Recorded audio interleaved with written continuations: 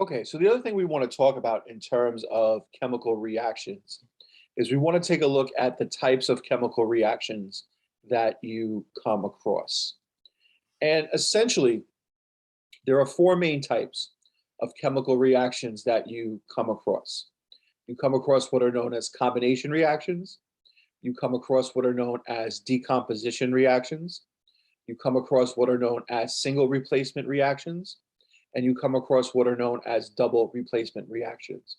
And the goal is going to be, in essentially this part, is for you to look at a balanced chemical equation and to tell what type of reaction is taking place. That's going to be the ultimate goal. So let's start out by combination.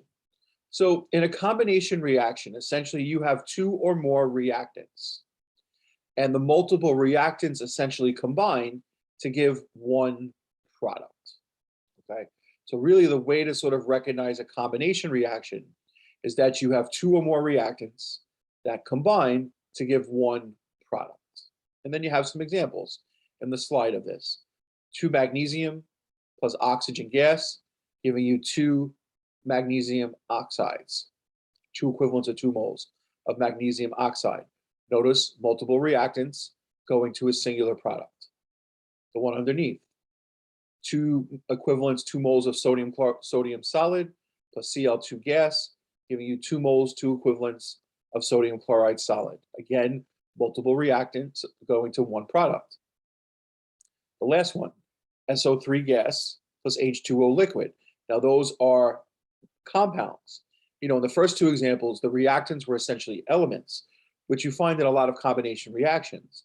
But in the last one, you have 2 compounds, and that's perfectly okay as well, to give you sulfuric acid, H2SO4.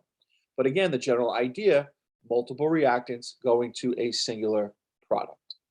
And again, just as a sort of side note, you can use these examples on the next slides. Use these in examples on the next slides as examples of balancing chemical equations. You can use those for practice as well.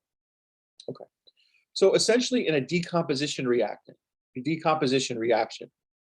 one reactant splits into 2 or more products. So essentially you have a singular reactant that splits apart to give 2 or more products. That's what you find in a decomposition reaction.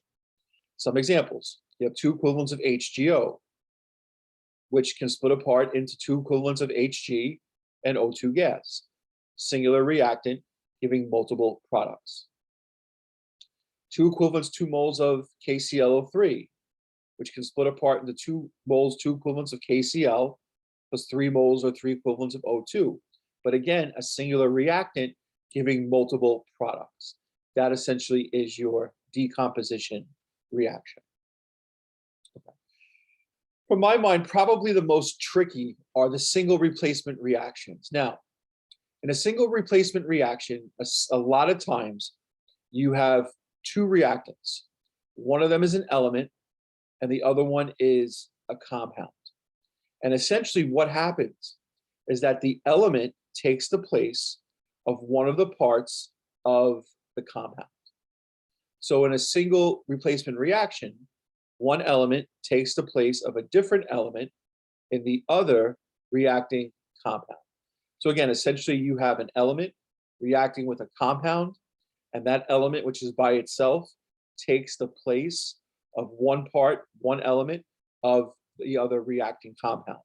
So now, on the product side, that element which was by itself is now a part of a compound, and that part that was sort of kicked out of the compound is now by itself. Let's take a look at a couple of examples. In the first example on the bottom, you have zinc solid plus 2 hydrochloric acid, HCl, and the products are zinc chloride, ZnCl2 plus H2 gas. You have an element, zinc, reacting with a compound, HCl. What's the difference in the products? Well, if you look at the products, now it's not the hydrogen paired up with the chlorine, it's the zinc paired up with the chlorine to give you the zinc chloride. And now the hydrogen is by itself as H2. It's diatomic. In nature, it doesn't exist as H, it exists as H2. So essentially what happened?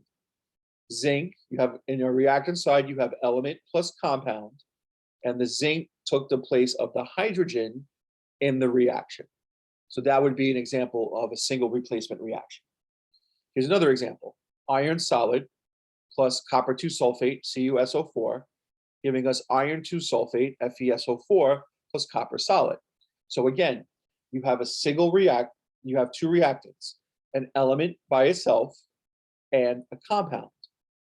And what happens is that that element, which was by itself, takes the place of one of the elements in the other reacting compound. What happened here, originally it was the copper that was paired up with the sulfate, but now in the product, it's the iron that's paired up with the sulfate. And now the copper is by itself. So the iron took the place of the copper in copper sulfate. So that's another example of a single replacement reaction. Element plus compound, and that element, which was by itself, takes the place of one of the elements in the other reacting compound. Okay. And then finally, you have a double replacement reaction. Now, in a double replacement reaction, two switches of partners are made in going from reactants to products. And this usually involves ions switching partners as two ionic compounds react with each other. Now, as you'll see in the slide, it doesn't necessarily have to be ionic compounds in a sense, but a lot of times for double replacement reactions, the two reacting compounds are ionic. And that's really in our first example. In our first example, you have AgNO3 plus NaCl going to AgCl and NaNO3. So if we sort of break that down, you have Ag plus, NO3 minus, Na plus, Cl minus. That's what those compounds are made of. Now, what do you have in the products? Now, the silver is no longer paired with the nitrate, but the silver is paired with the chloride. And the sodium is no longer paired with the chloride. The sodium is paired with the nitrate. So what did the positive ions do? The positive ions switched partners. And you could also say, what did the negative ions do? The negative ions switched partners. Now, if you think about it, the silver and the sodium are not going to pair up, and the Cl minus and the NO3 minus are not going to pair up, because at the end of the day, the overall charge has to add to zero. So if you have ionic compounds, you have to have a positive ion and a negative ion. So the positive ions will switch partners. The negative ions will switch partners, but the positive won't go with the positive, and the negative won't go with the negative.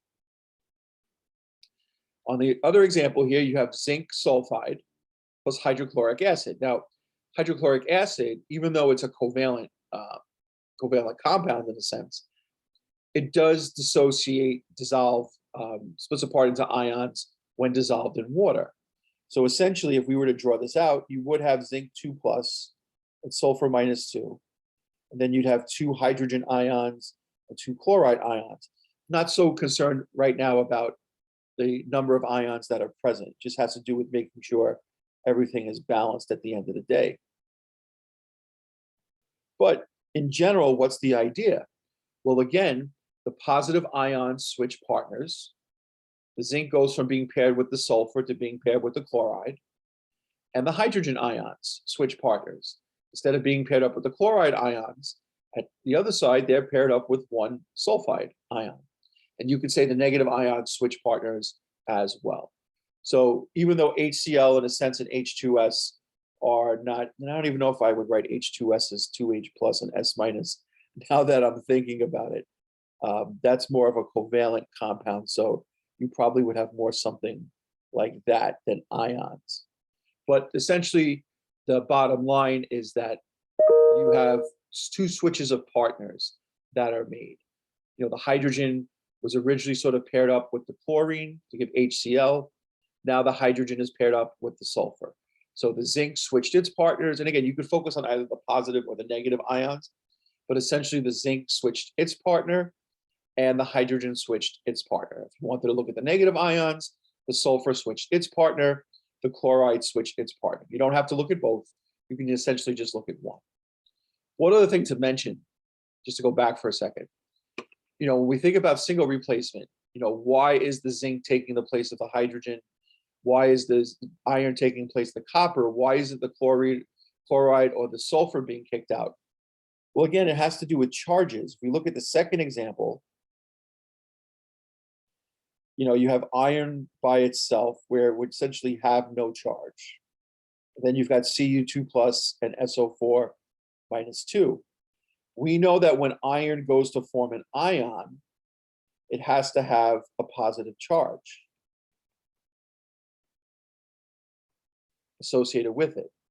So that means the iron is not going to kick the sulfate out because you couldn't have two positive ions with each other. The iron has to kick the copper out. And based on, balancing and, formula of copper 2 sulfate and such like that, on the other side, the iron is going to take the place, or the iron is going to have the form of the +2 ion. But the general idea I just wanted to mention there is that the reason why the sulfate wouldn't be kicked out is because when the iron takes an ionic form, it has to have a positive charge, which means that the iron is not going to be paired up with the copper. The iron has to be paired up with the sulfate. So I just wanted to give you a little bit of an idea of why that is as well. And those are the different types of reactions you come across. And again, the idea will just be to look at a reaction and to be able to identify what type of reaction it is.